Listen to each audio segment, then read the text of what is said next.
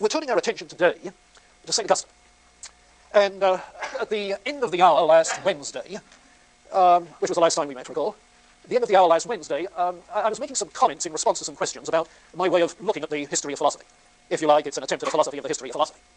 That is to say, what I see is a variety of worldview traditions developing along parallel paths throughout the history of Western thought. There are certain major junctures in the history of thought in the transition from ancient and medieval to modern, that is to say, about the time of the Renaissance, and in the transition from Enlightenment to Romanticism and postmodern thought, which is around 1800 to 1900, in there, Romanticism, Renaissance rather, 1400, 1500, in that period. And I'm suggesting that the distinctives of these three main periods have to do with scientific models that change, or scientific paradigms, as they're sometimes called. Where you have the Greek science with its emphasis on explanation in terms of form, essence, form and matter. Mechanistic science coming out of the scientific revolution in terms of matter and motion. And then more organic conceptions of nature in the 19th century. In biology, of course, developmental theory. And the whole notion of biosystems in the 20th century in physics. Field theory, electromagnetic field theory. Relativity of space-time, but more relationally oriented systems. Okay, so you have here the emphasis on essences, fixed essences or forms. Here it's on the mechanistic model, and here it's a more relational or organic unity kind of model. Now the point is that whether you are dealing with naturalistic philosophies or idealistic philosophies or theistic philosophies of Jewish or Christian origin, that all of these are working with the same model during that period of time. And then in the course of transition have to work with the mechanistic model, and so forth. Now it's not so much that everybody suddenly stops working with essences. No, it rather works something like this, that you get one philosophical view developing that starts back with the Greeks and continues less prominently thereafter, another that starts in the Renaissance and continues less prominently thereafter, another that starts in the 19th, 20th century and goes strong. You see? So you have these three continuing in parallel, often within one worldview tradition. So in that sense, you get Christian philosophers working with Greek theories of forms, Platonic, Aristotelian, and so forth. You also get Christian philosophers working with mechanistic conceptions like Descartes and others. Christian philosophers working with more organic conceptions in the 19th century. Hegel sees himself that way, though that might lead to some quibbling about the definition of the term Christian. But that sort of thing. So the complexity of the thing is there, but basically I think it helps to think of a plurality of worldview traditions with an ongoing history in interaction with each other, but working with conceptual apparatus provided by the current cultural understandings of nature. Okay? Now, the cultural understandings of nature which we've been tracing thus far have been Greek, Platonic especially. Aristotelian will come forward again as we move on to around the time of Thomas Aquinas.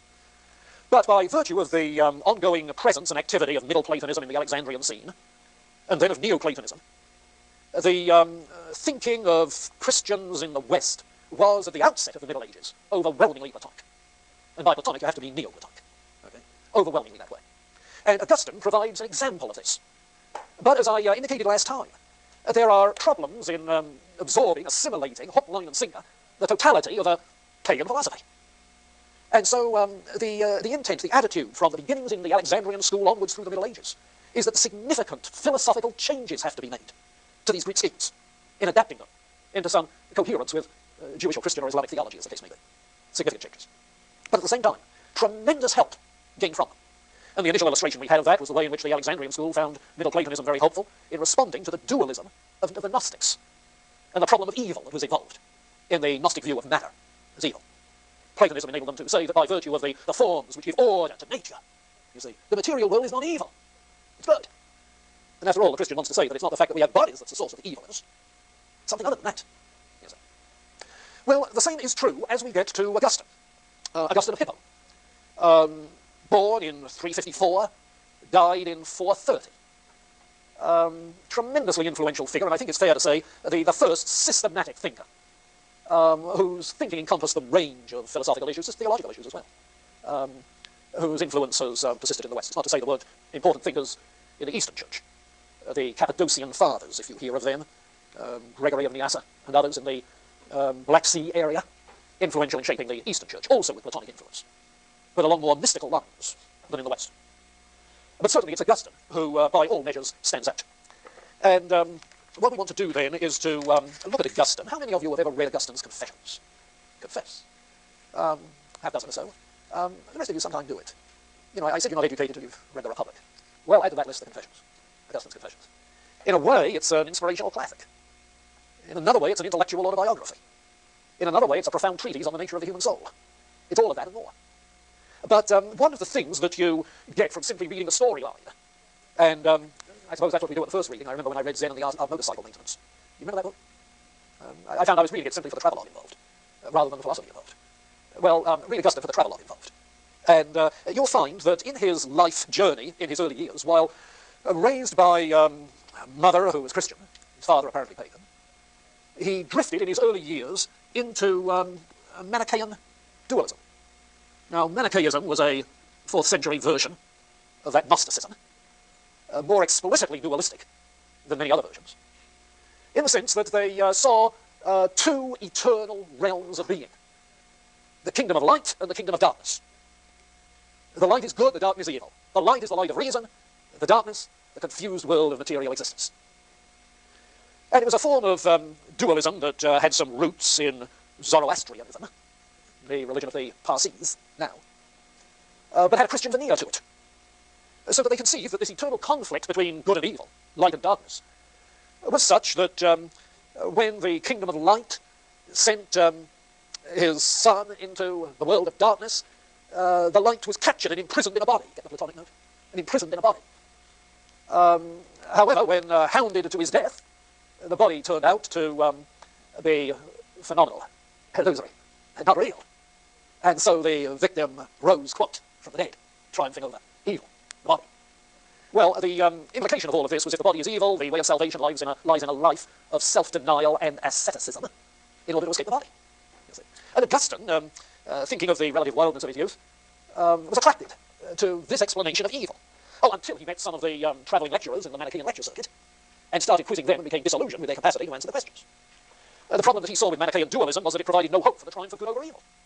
If the two are locked in an everlasting conflict, no hope. And that it reduced humans to simply pawns in an everlasting conflict that ultimately they had nothing to do with starting. And he wasn't happy with either of those implications. But the thing which finally helped him to get beyond Manichaeism was being introduced to Neoplatonism. Oh, not directly. In between, he had a time when he was attracted to the skepticism of the academic skeptics.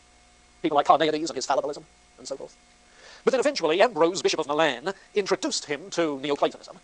And that provided the vehicle for his thinking his way beyond dualism towards a consistent Christian theism. In fact, in many ways, it was a vehicle by virtue of which he was able to become a Christian. Now, what was it then in Neoplatonism which helped him? What were his debts to Neoplatonism?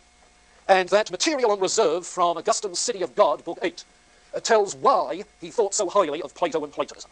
He gives you the whole bag in that context. Read it. It's very worthwhile. But in summary, the things which he gains from Platonism are, first, the idea that God is not a material being, as the Stoics had held and the Manichaeans had held, but that God is an incorporeal spirit. That God is the source of all being, not just half of it, but all of it. That God is the good. And you'll notice on the very first page of his Confessions that much quoted line of his, "Thou hast made us for thyself, O God, and our hearts are restless till they rest in thee." You see, Augustine sees an inner teleology, such that all creation seeks to turn to God, the source, purpose of being, the good. So God is the source of being. God is the good. As a result, in the Neoplatonic tradition, evil is a privation, a perversion, a corruption of something that's good. It doesn't have a separate existence, as it does for the Manichaeans. Evil is parasitical on the good. It's not something quite independent in itself. And the human soul is immaterial as well. If God can be an incorporeal spirit, so can the human soul be an incorporeal spirit. And he argues, interestingly, about that, that the soul is able to distinguish, the soul is able to distinguish between true and false without use of sense experience, by dialectic. Oh, so the soul seems to be, in its functioning, capable of independence from bodily input. And the soul in its thinking can embrace vast reaches of space and time, time in memory, space in imagination. Yeah, the soul is not limited by space and time like the body is. Why? The explanation, it's an immaterial spirit. You see. Well, his debt to Platonism then runs through all of this, and as a result he echoes the Platonic emphasis on two loves. You remember that in Plato. And it was there in the Neoplatonists. There is a love, and taking the divided line, a love for things below, and a love for things above. In the Neoplatonic scheme, it's getting immersed with desire for things below, which causes the fall of the soul into a body and its enslavement in a body. And the escape is by virtue of this third level of the soul in between, which is where the intellect dwells, so the intellect can save us by focusing attention on things above. Well, that's the way it was in Neoplatonists. Augustine likes the story of two loves, but he doesn't like to think that it's the intellect that saves us. That's not where the source of hope is. And so you see where he's going to have to make some modification. But the result of this emphasis on two loves is that Augustine develops his Christian ethic as an ethic of love. You see, translating not just in terms of eros, but in the New Testament, agape, what in his Latin becomes caritas, our English word charity, caritas, an ethic of love. And the central theme of his ethic is that it is love which is the underlying significance of the whole moral law. He talks of not just the Ten Commandments, the way the New Testament does, love is the fulfilling of the law, but he talks of the Greek virtues, temperance, courage, wisdom, justice, and argues that love is the fulfilling of those. So that courage is loving God most, and therefore braving all else well. Justice is honoring God, and therefore ruling all else well. You see, love finding expression in the various virtues. Well, those are the kinds of depths that he finds to Neoplatonism. And doubtless the kinds of things which we've all appreciated as we've been thinking of Plato over these last several weeks. But the problems that he has with Neoplatonism focus in these two areas.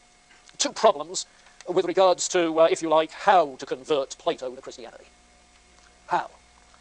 Well, with regards to the problem of evil, he's pretty explicit that at least the evil in us, the evil in the human soul, is not due to the way in which a body drags us down in some deterministic fashion. No. But rather, he argues, the evil that we do is because of the free choice of will. And Augustine moves to a voluntaristic account of human behavior. A voluntaristic account, free will. And because our sin is a result of free choice of the will, deliverance does not come through contemplating the higher good, but from freely choosing and loving the higher good. In other words, Augustine saw clearly that his disagreement with Platonism was because of the gospel, where the Christian gospel makes it plain that it is in a willing and full love for God that one finds deliverance. Now, inasmuch as the evil we do is not because the body drags us down, it follows that Augustine is going to develop a higher view of the body than was prevalent in a lot of Platonic thought. Plotinus, while not actually speaking of the body as evil, after all, the Neoplatonists couldn't do that if material things are ordered by forms, at least he thought that bodily involvements were things to avoid. So while he advised Roman statesmen who came to visit him, he refused to get involved in politics. He wanted nothing to do with affairs of his life. He tended to neglect his bodily well-being, and so forth. Wasn't particular about what he ate, so forth. But Augustine differently. In his earlier writings, he's closer to the Neoplatonists. And you may notice that in the Confessions, he chides himself because he enjoys eating. And he plays with the distinction between living to eat and eating to live. Comes to the conclusion that he intended to live to eat, rather than to eat to live. And he doesn't seem to have a particularly high view of the marital relationship. He seems to think that sexual desire is in itself evil. And that because of the body captivating, dragging us. But as time went on, and later he wrote retractions on some of his earlier writings, he gave more and more attention to the positive value of bodily things, and wrote extensively on the importance of an education that gets one into an appreciation of music and mathematics, not only for the cultivation of the mind, but because of good gifts of God's ordered creation, which enable us to appreciate the earthly creation more. Well, in the final analysis, then, for Augustine, the middle level, which is the decisive level between the higher and the lower in our lives, is not going to be intellect, but is going to be the will, a free choice of will. And that feeds into his discussion of evil and good. Reason cannot overcome the passions. Because in the final analysis, we are not ruled by what we know. We are ruled by what we love. And that's the crucial difference for Augustine. We're not ruled by what we know. We're ruled by what we love. Now, that's not to separate knowing and loving. He doesn't separate them. But he does make